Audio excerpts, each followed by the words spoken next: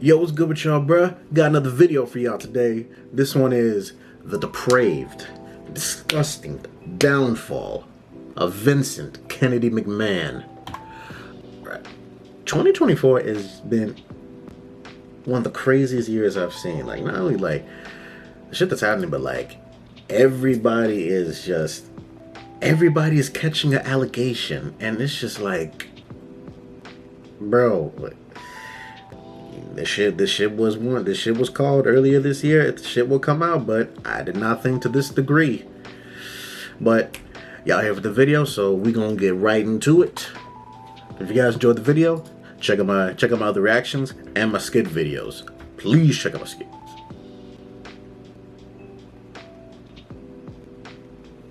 Alright. It feels like every other day we see someone throw their entire life's work away because they use their money and power to fulfill their darkest desires. Vince McMahon was the mastermind who bought his father's wrestling promotion and turned it into the multi-billion-dollar company we know today as the WWE. Many of the ideas, characters, storylines, legendary matches, and controversial moments can be credited to Vince's sick and twisted mind. Not only did he run the company, but he was also the most one of the wildest things that I read, one of the storylines that Vince came up with was y'all remember that weird Heidenreich and Michael Cole segment where he just had him pinned to the fucking wall in the boiler room, bruh? Like, I remember reading that, and y'all can correct me if I'm wrong on this, but Vince came up with that because he had a dream that Michael Cole was getting raped by Heidenreich, which I'm like, bro, what the fuck is wrong with you? It's no wonder why you're getting these allegations and these charges. Notorious villain who played the character of the psychopath businessman. We would later find out that this was no character. Vince was just as evil off-screen as he was on-screen. Recently, horrifying accusations have come to light regarding Vince's sick ways. Brutal assault, crime cover-ups, and human trafficking are just a few of the many reasons why he has formally stepped down as the CEO of the WWE. Today we are going to look into the unraveling of Vince McMahon's life and career, and show all of the obvious warning signs we missed along the way. The wrestling business operated similarly to gangs in the 60s, 70s, and 80s. The United States had defined territories that different wrestling federations controlled. Vince McMahon's father, Vincent, owned the Worldwide Wrestling Federation, which controlled the northeast region of the United States. This was home to stars like Bruno Sammartino. He also had the Mid-Atlantic region, which covered Virginia and the Carolinas, home to Ric Flair, and the world-class wrestling promotion in the South, which was home of the Von Erich brothers. Wrestling had nowhere near the mainstream popularity it does now. There wasn't much money in the business, so each promotion was protective of their territory. You only promoted shows within the territory you controlled. The National Wrestling Alliance was a governing body that protected the territorial integrity of the promotions. They also helped with talent acquisitions, cross-promotions, title matches, etc. Vincent McMahon Sr. was an honest, hard-working man who traveled the country developing relationships with the heads of other promotions. Vince was enamored with the world his dad created, and one day dreamed of taking over the business, but his father didn't like that idea. Vince lets his father know that he wants to wrestle. His father is adamantly opposed. He wanted me to have a more secure future. He wanted me to be an accountant or an attorney or something like that, and I really wasn't cut out for any of the above. In 1972, his father finally gave him an opportunity to be a promoter all the way in Bangor, Maine, one of the smallest and most difficult places to generate excitement and revenue. So Vince Jr. came up with the genius idea of taping the matches and shipping those tapes across state lines to get people to start watching wrestling on television. Some people looked at this as undercutting or stealing from other territories, but over the next decade, Vince helped his father bring the business to new heights, bringing in stars like Muhammad Ali and tripling their television ratings in the region. However, the landscape of wrestling would shift dramatically when in 1982 his father was falling deathly ill from cancer. He wanted the WWF to remain a Northeast promotion and control the New York City area, but Vince Jr. had big dreams of becoming a national promotion and establishing a global presence. He bought the company, and shortly after, his father passed away. Now Vince was on a warpath to infiltrate every territory and take their business. But before we dive deeper into Vince's evil plan, it's becoming more difficult to protect yourself online.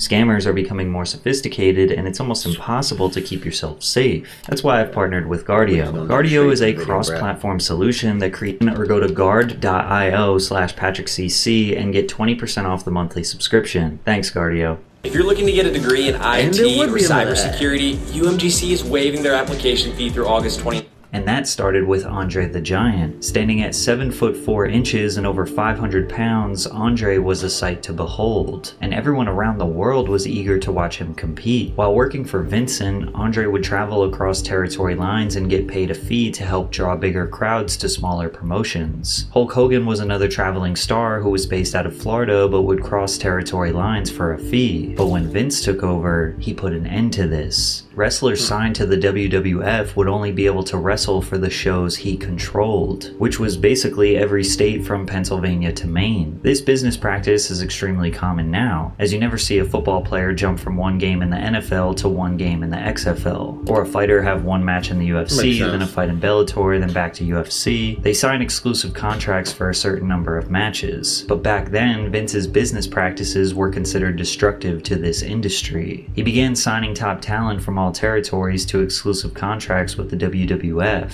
Some of those wrestlers included Andre the Giant, Hulk Hogan, Rocky Johnson, Roddy Piper, Bret Hart, Mr. T, Randy Savage, The Ultimate Warrior, Ricky Steamboat, just to name a few.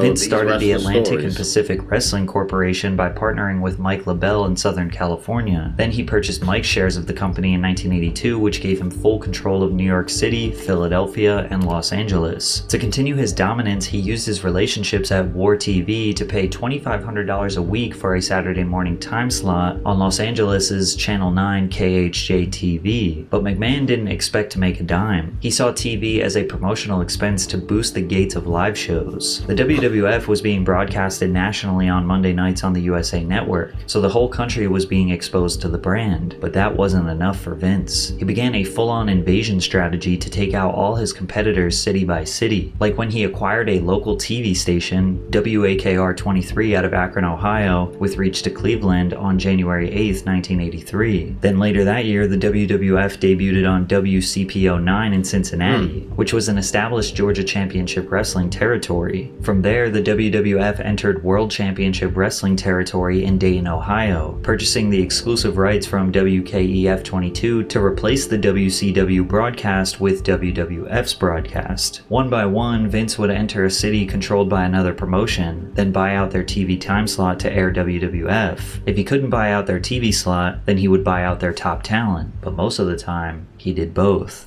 On an infamous day now known as Black Saturday, July 14th, 1984, Vince McMahon appeared on the Saturday time slot on TBS that regularly featured Georgia Championship Wrestling for over a decade. Vince walks on screen after purchasing the company in the time slot to basically flex and say the World Wrestling Federation is now taking over. It is indeed a pleasure to be associated with WTBS, and we promise to bring you the greatest in professional wrestling entertainment in the world today. Jim Ross, a legend known for being WWE's commentator in its golden years, said he once overheard several NWA promoters considering getting McMahon killed while in the stall of a public bathroom. And in those days, it was like when you, from their standpoint, invaded their territory. It was like, well, okay, Dims is not just fighting words. It's like, mob bosses, so many times when people threatened me, and it was like the last guy said, like, you better get, if you want to take credit for it, you better get me quick. Now, it can't be confirmed if this was a serious consideration or tongue-in-cheek, but it can't be denied how much men like Jim Crockett, Bill Watts, despised Vince for taking away their livelihoods. However, others just look at this as natural competition. America was founded on capitalism, and you should not get comfortable as a business person, because eventually someone is going to come and take your spot. If you don't adapt, you die. And by 1988, Vince McMahon fully decimated the territory system. Now the WWF was the biggest and best national wrestling promotion in the sport. This made it extremely easy for Vince to acquire the best talent throughout the 90s, as the World Wrestling Federation became home to rising stars like The Undertaker, Shawn Michaels, Stone Cold Steve Austin, Matt and Jeff Hardy, Triple H, Mick Foley, Kane, The Rock. It seemed like Vince's only competition was with himself. They were selling out stadiums all over the country and broadcasting their events nationally every week. With that being said, the pressure to remain number one was at an all-time high. The matches needed to be bigger. The stakes needed to be higher. Vince wrote in more gimmick matches like ladder matches, table matches, or weirder matches like casket matches and dumpster matches, which meant you had to finish your opponent by putting them in a casket or a dumpster. They even had weird ones like the boiler room match or the hog pen match, which involved wrestling in mud with pigs. But there's no doubt that the Hell in a Cell match, which featured a 16-foot steel cage that was designed to have wrestlers thrown from the top or through the middle, was the most electrifying way to watch two people wrestle. It didn't matter that it was fake, because those guys were actually putting their body and their lives on the line for our entertainment and Vince's money. It was only a matter of time before one of those high-flying stunts ended in disaster, and in 1999 at Over the Limit, that's exactly what happened. We are going to go over common pieces of career advice that job seekers get. Owen Hart, who was portraying a superhero called the Blue Blazer, fell from 90 feet in the air during a botched entrance stunt where he was flying over the crowd into the ring. After the fall, he suffered internal bleeding and passed away right there in the stadium. They even announced his death on the show, but Vince said the show must go on, and they proceeded to finish the event like this extreme tragedy did not happen. I have the unfortunate responsibility to let everyone know that Owen Hart has died. Vince doubled down on his decision to continue the show in an interview in 2001 with Playboy. If you could do it over, would you still hold the show that night? I just guessed that it was what Owen would want, so you'd do it again? I think so. Vince did not just portray a character of a ruthless businessman. That is who he was. But it proved to be the right path to success. 98 and 99 was their peak in terms of ratings and overall viewership, averaging multiple millions of viewers per episode. By the early 2000s, the WWF was generating $500 million in revenue each year. The high-intensity matches did not stop. However, the late 90s and early 2000s definitely saw a shift to more in-depth storytelling, which brings us to the infamous Attitude Era. This era is defined as the most ruthless, chaotic, over-the-top violent, and edgy time in WWE history. Scripts were changed the day before, the day of, or even in the ring. The wrestlers were rugged, rude, and in your face. And Vince found himself at the center of these stories because what is more anarchist than beefing with your own boss? Vince portrayed the character of a manic, power-hungry, yet also kind of pathetic CEO of the company. His rivalry with Steve Austin, which began in 97 after Austin hit his boss with a stunner, drove ratings through the roof. This beef was insane. Austin once held McMahon at gunpoint in the ring, although the gun was fake. He drove down the ring with a beer truck and sprayed Vince down with a fire hose of Coors. He even snuck into the hospital where Vince was injured and beat him up on the bed. This all culminated with Austin having a full-on match against Vince and his son Shane. This storyline set the tone that Vince being intertwined and involved with the lore was good for business. Then again, Stone Cold Steve Austin was such a superstar that he could beef with a mop and it would be entertaining. In the Attitude Era, you could no longer just be an athlete to be a WWE star. You needed to have personality, charisma, excellent speaking abilities to be able to sell a fight and keep these millions of fans engaged. And if you didn't, well then the writers would come up with your storyline. And you won't believe some of these shocking and twisted narratives that Vince approved or came up with himself. In one of the most bizarre storylines, Kane announced that he was driving late at night with Katie Vick, a girl he loved since he was a teenager. He could not drive stick and they crashed, where she ultimately lost her life. That scene where Triple H is wearing Kane's mask and then fucking a fake doll of a supposed woman that Kane accidentally killed was just, honestly, that was just distasteful. That part of the rivalry between those two was just unnecessary. It did not need to be needed. A lot of shit Vince has done did not need to be needed. Then that was one of them.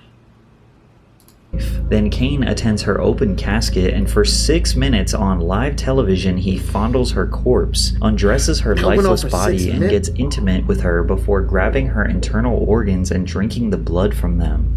See, that's... I'm gonna give you what you want. And I'm gonna take what I always wanted. Or what about the time when Chris Jericho ambushed Chyna, tied her up in a dark room, and began torturing her by beating her with a hammer, which actually broke her thumb, so her painful screams were real. Vince was a big fan of humiliation, so he developed the Kiss My Ass Club, where a total of 6 men were forced to get on their knees and kiss his backside in front of millions of people. Most of the time, this was to save their job, or just to embarrass them on a power trip. I should also note that Vince gave the world the satisfaction of being humiliated, as he scripted himself getting his face shoved in Rikishi and the Big Show's backsides. Now, most people like to default to all of this being entertainment. Like, sure, they push some boundaries, but it's all fake, right? But as time went on, and wrestlers spoke about their behind-the-scenes experiences, and Vince McMahon being accused of sexual assault and trafficking women, some of these storylines felt more like a glimpse into the reality of Vince McMahon's private life. Vince often used his daughter, Stephanie, for his dark storylines, probably because her loyalty convinced her to never say no to him. Like when she was going to get married in the ring to her fiancé Test, only for Triple H to interrupt the wedding with a video of himself drugging, kidnapping, marrying, and then sleeping with Stephanie while she was unconscious, which led to this infamous promo. Come on out, you rapist! But Stephanie was the subject of another kidnapping, this time by The Undertaker, who brought her out tied on a crucifix-like structure before one of his disciples began ordaining the marriage. In a promo that fans now believe is more of an admission of Stephanie's reality, she says that Vince trafficked his own daughter. Stephanie also admitted that he attempted to push more of an admission of Stephanie's reality. She says, Stephanie, I'm sorry that I'm having a little fun. Hold up. This has to be in the segment, right? This has to be in the segment. Even when in the segment, this is a wild, outlandish thing to say. Every time I have went out to dinner with one of your businesses, I was 7th. You don't think they told me what you promised them? Lord God. And let's get back to the video. Get the fuck back to the video. Says that Vince trafficked his own daughter. Stephanie also admitted that he attempted to push an incest angle. My dad did approach me about wanting to be the father of my baby on...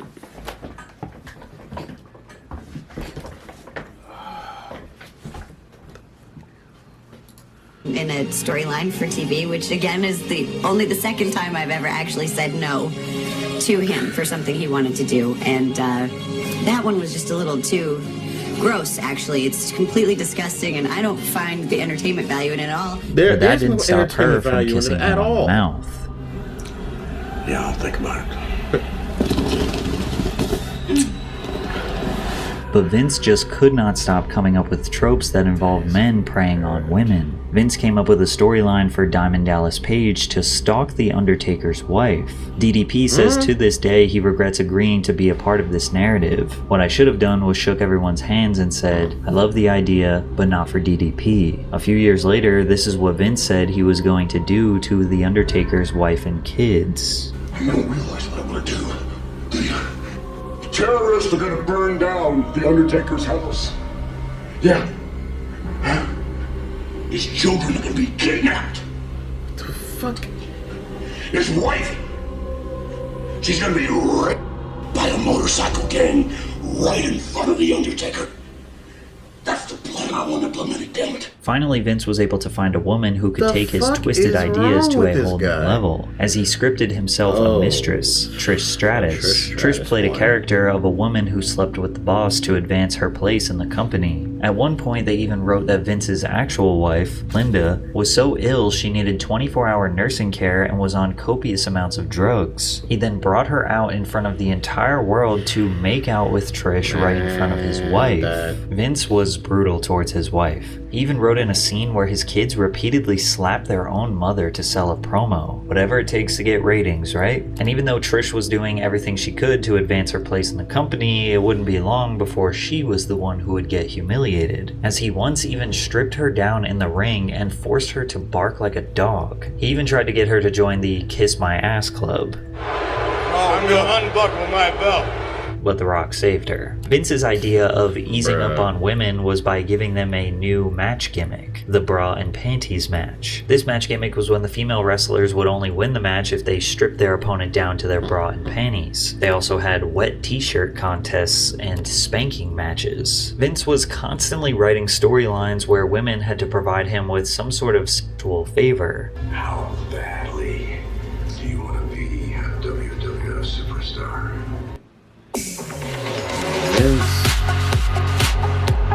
This guy was on something during his reign. Tori Wilson spoke recently about how she never wanted to play the sexy role and how she tried to convince writers to get her to do more stunts. Fit Finley was amazing, putting matches together and just trying to make us look the best he could. Yeah. And I often would ask him if I could please get thrown into the stairs or like not crazy things, but like, I just really wanted to get hurt. Yeah, there's this like baseball slide into a chair, like it's some part of your Hall of Fame reel, and I'm like, oh my gosh. Stuff like that. So like I wanted to do more of that, but I was laughed at. Ultimately, being constantly forced to do these raunchy matches and skits that only showcase her sexuality made her despise the business long after she... I'm glad that the women's division now is doing so much better. You got so much good talent here. And one of my favorites that I hope gets put on the main roster, preferably Raw, is Jada Parker from NXT. She has the look, she has the charisma. Only knock I can give her is her finishing move. I think when she changes that, she's good. She's good to go. But even finishing move aside, I believe she's ready. She retired. But there's also something about wrestling that has always felt super dark to me, and like I'm just really sensitive to it. So like I say no to a lot of signings because I feel like that darkness, and it doesn't feel good. It's taken a long time. I didn't watch wrestling. I didn't want anything to do with wrestling for many years after I left. Mostly because I just had like a certain amount of like PTSD from like being so vulnerable out there and feeling like I was put in this kind of like raunchy role that wasn't me. So while most people thought that these raunchy matches, risque promos, and twisted narratives were just Vince McMahon going over the top to boost ratings, we found out 2 decades later that it was even darker behind the scenes. It was so bad for Ashley Massaro that it ended her life. Massaro was first introduced to the WWE in 2005 when she met a casting director during a swimsuit pageant searching for contestants for the upcoming 2005 Raw Diva Search competition. She decided that this was the right decision to finally shoot for her dream job as a WWE wrestler. Upon winning, she received $250,000 and a 1-year contract with the WWE. Ashley faced significant challenges during her early WWE career. August 22nd, 2005, she was attacked backstage by fellow divas Candice Michelle and Tori Wilson, leaving her with a back injury. Despite this, she recovered and won the first ever 3-on-2 bra and panties match. After this, she continued to appear in the promotion, but later suffered a severe leg injury on February 20th during a women's battle royale against Mickie James. The injury included a spinal fracture, a severed nerve, and multiple broken bones, requiring a metal plate and screws be put in during surgery. After recovering, she returned until 2008, where she asked to be released from her contract due to her daughter having medical problems. For years, Ashley would be relatively out of the spotlight until 2016, when she would join a class action lawsuit against the WWE, alleging Vince was a part of one of the most horrifying crime cover-ups in history. Ashley Massaro was a strong supporter of the US military and was enthusiastic about opportunities to meet and help the troops. So in 2006, Ashley was excited to be selected to go to Kuwait for their annual Tribute to the Troops tour. However, the tour started off with issues. In Saudi Arabia, Massaro experienced harsh treatment from several men because of cultural reasons which made her uncomfortable. And after arriving in Kuwait, she began suffering from menstrual cramps and was taken to a military base for during her early WWE career. August 22nd, 2005, she was attacked backstage by fellow divas Candice Michelle and Tori Wilson, leaving her with a back injury. Despite this, she recovered and won the first ever 3-on-2 bra and panties match. After this, she continued to appear in the promotion, but later suffered a severe leg injury on February 20th during a women's battle royale against Mickie James. The injury included a spinal fracture, a severed nerve, and multiple broken bones, requiring a metal plate and screws be put in during surgery. After recovering, she returned until 2008, where she asked to be released from her contract due to her daughter having medical problems. For years, Ashley would be relatively out of the spotlight until 2016, when she would join a class action lawsuit against the WWE, alleging Vince was a part of one of the most horrifying crime cover-ups in history. Ashley Massaro was a strong supporter of the US military and was enthusiastic about opportunities to meet and help the troops. So in 2006, Ashley was excited to be selected to go to Kuwait for their annual inaugural tribute. To get started in data analytics, you don't need previous experience or a degree. The Google Data Analytics Certificate. 2016 when she would join a class action lawsuit against the WWE, alleging Vince was a part of one of the most horrifying crime cover-ups in history. Ashley Massaro was a strong supporter of the U.S. military and was enthusiastic about opportunities to meet and help the troops. So in 2006, Ashley was excited to be selected to go to Kuwait for their annual Tribute to the Troops tour. However, the tour started off with issues. In Saudi Arabia, Massaro experienced harsh treatment from several men because of cultural reasons which made her uncomfortable. And after arriving in Kuwait, she began suffering from menstrual cramps and was taken to a military base for dehydration. I feel bad for Ashley. She was one of my favorite divas growing up, watching her and hearing all the stuff that has happened to her from her being in the WWE. My heart goes for her and her family, and my condolences to her family. Hydration treatment. At the base, she was given an IV, and later, a man wearing an orange t-shirt and cargo shorts, claiming to be a U.S. Army doctor, injected her with a substance that made her body paralyzed while still being conscious. He then moved her to a non-treatment room where the man violently R-worded and sodomized her while a woman guarded the door. After returning to the U.S., WWE's Dr. Rio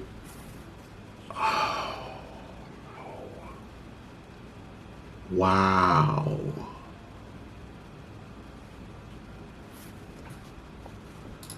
called a meeting with Ashley Massaro to discuss the incident. She was unsure how he knew about it, but suspected it might have been someone on the tour who reported it. She agreed to tell him what happened as long as Rios kept it confidential. However, I have no idea how he...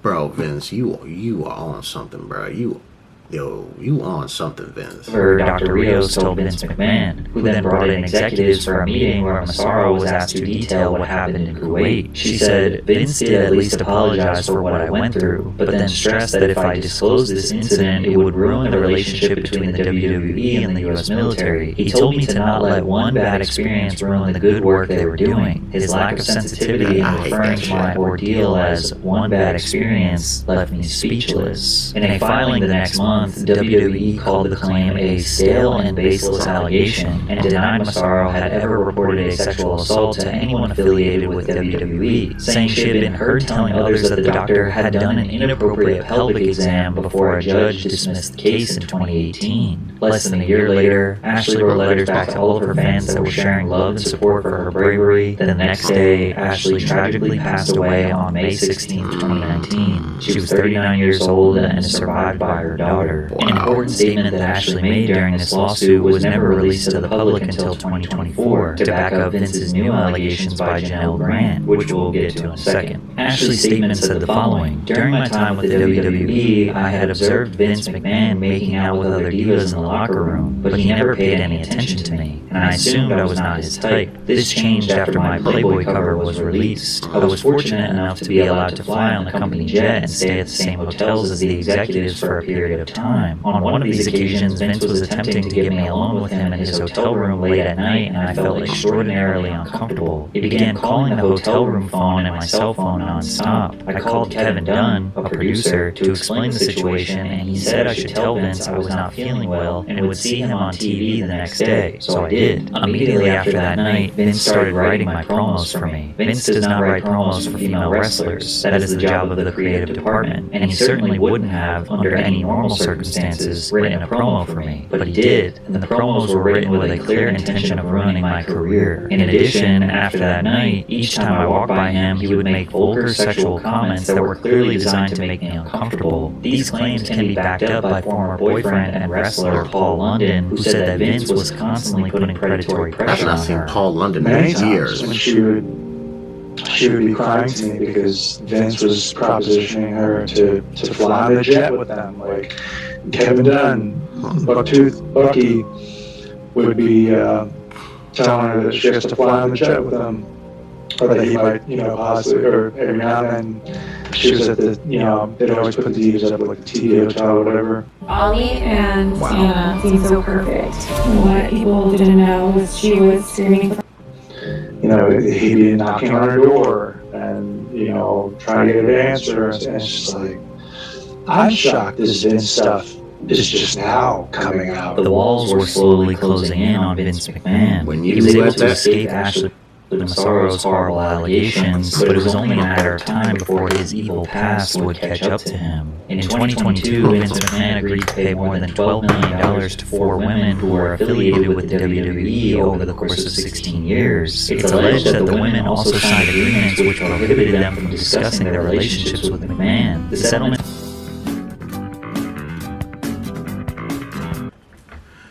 Alright, I'm about sick and tired of these batteries just dying.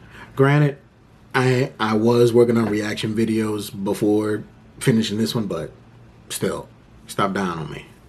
We're just gonna jump right where we left off. I'm shocked this Vince stuff is just now coming out. The walls were slowly closing in on Vince McMahon. He was able to escape Ashley Massaro's horrible allegations, but it was only a matter of time before his evil past would catch up to him. In 2022, Vince McMahon agreed to pay more than $12 million to 4 women who were affiliated with the WWE over the course of 16 years. It's alleged that the women also signed agreements which prohibited them from discussing their relationships with McMahon. The settlements include a $7.5 million pact with a former wrestler who alleged that Vince McMahon coerced her into giving him oral sex and then demoted her, and ultimately declined to renew her contract in 2005 after she resisted further sexual encounters. This controversy was enough to make Vince McMahon finally step down as CEO of the company, but in January of 2024, Vince was slapped with another lawsuit, this time jam-packed full of evidence that would make the whole world understand who he truly is. Janelle Grant, a former WWE employee, accused Vince McMahon of abuse, sexual exploitation, and humiliation during his tenure as chief executive.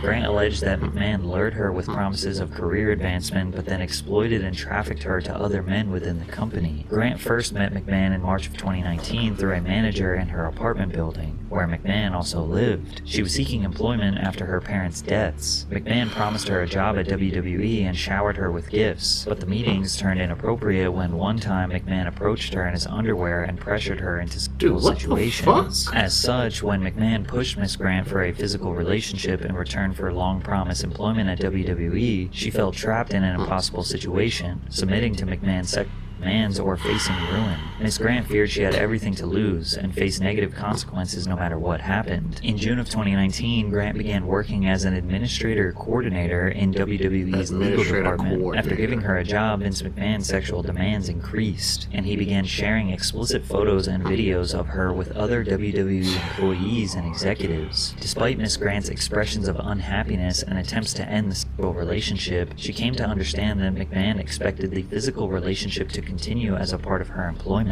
In March of 2020, McMahon began sharing sexually explicit photographs and videos of Miss Grant, including pornographic content he recorded with...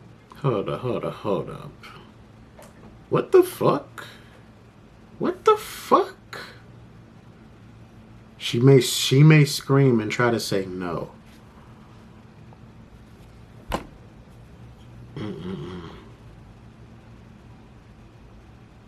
Bro, what the fuck?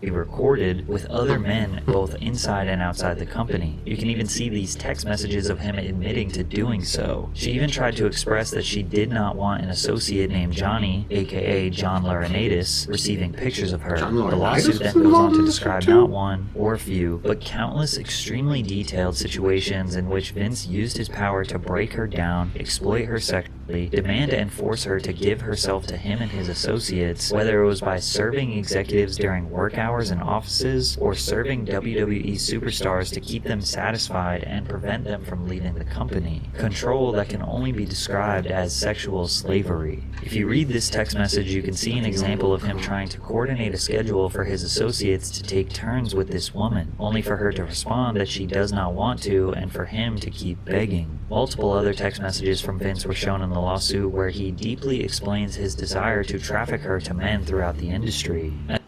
Perhaps you know me as the Kung Fu Panda.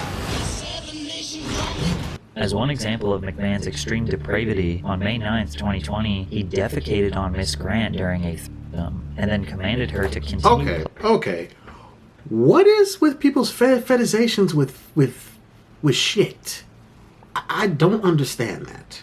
Just this weird kink people have with having someone shit on you, or shitting on somebody, or fucking somebody while you get shit on, I can understand feet. Would fecal matter though? I will never understand that. And this is just... ugh. Pleasuring his friend with feces in her hair and running down her back. McMahon and his friend actively resumed the threesome, which lasted over an hour and a half, while Miss Grant remained covered in McMahon's filth. Naturally, when people hear about allegations like this, they tend to consider the alternative. Maybe she wanted this. Maybe she liked this. Maybe she is just using him for a payday after consenting to this depraved lifestyle. Either way, and maybe in the beginning disgusting. she did consent to these weird kinks. But it's very easy to see how these things can get out of control very quickly. A clear line between fantasy and reality needs to be drawn, and evidently that wasn't the case. Now, people will also wonder, how did this get so bad? Well, a lot of people downplay the impact of psychological manipulation and how people can lose themselves, go numb, and just start obliging to the demands of their abuser. The lawsuit also quotes Vince texting her saying, "I want to drive you lower and lower, so low that you beg me to sell you." In early 2022, Vince said that his wife Linda found out about he and Janelle's relationship and threatened a divorce, so he stopped all communication with her to save his marriage and avoid a public fallout. He demanded that she sign a non-disclosure agreement in which McMahon agreed to pay her $3 million to keep their relationship confidential. However, after the anonymous tip in 2022 that led to a board investigation and a multi-million-dollar payout to a few women, Vince stopped paying Janelle after the initial $1 million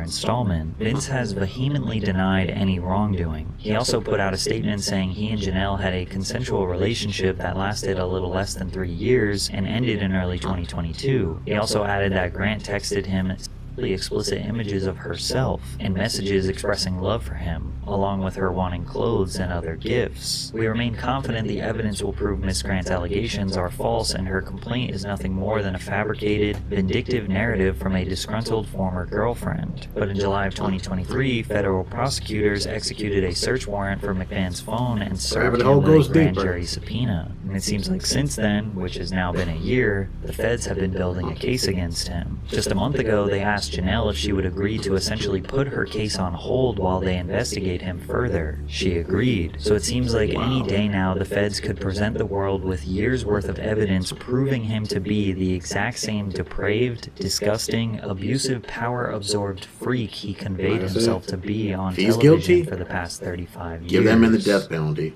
Fuck giving them life. Nah, straight death penalty.